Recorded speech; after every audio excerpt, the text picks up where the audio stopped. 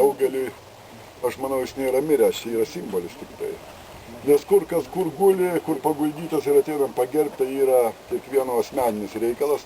Bet čia tas yra vieta, tas yra ženklas, kad čia yra žmogus, kuris įeina į Lietuvos istoriją, siaurąją, plačiąją prasme, emocionaliai ir visaip kitaip, bet jisai, aš į Joną Balčiūną, aišku, galiu reaguoti kaip į mokytoją, kaip į šviesų žmogų ir kuris mane užvedė būtent va tą gerai minčiai skristi. Tai jo pirmoji knygelė su Dovydaičiu išleista, būtent va jo knygelė. Ir visos kitos buvo mokomasi mintinai ir ne aš vienas, aš manau, mintinai dabar gal pažodžiui nepakartotumėm, bet pačius principus aviacijos tai išmokom iš jo, konkrečiai.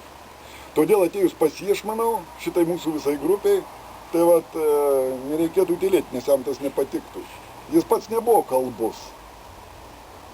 Bet iškalbus. Bet jisai, kai pasakydavo, tai mes ir dabar atsimenam daug gerų dalykų, jisai mokėdavo užrašyti.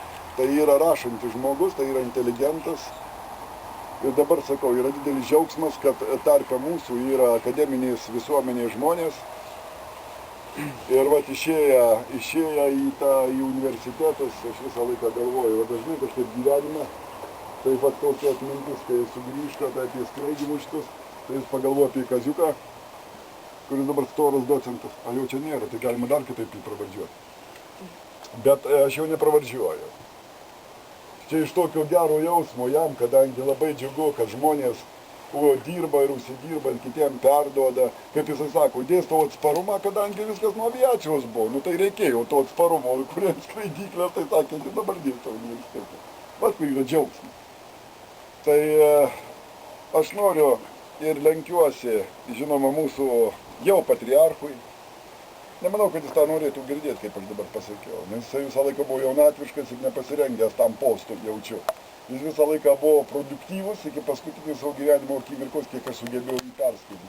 Bet manau, aš daugiau jo nesu neperskaitęs, negu perskaitęs. Tai vat, ačiū jam, ačiū šeimai, kad mums leido čia ateiti.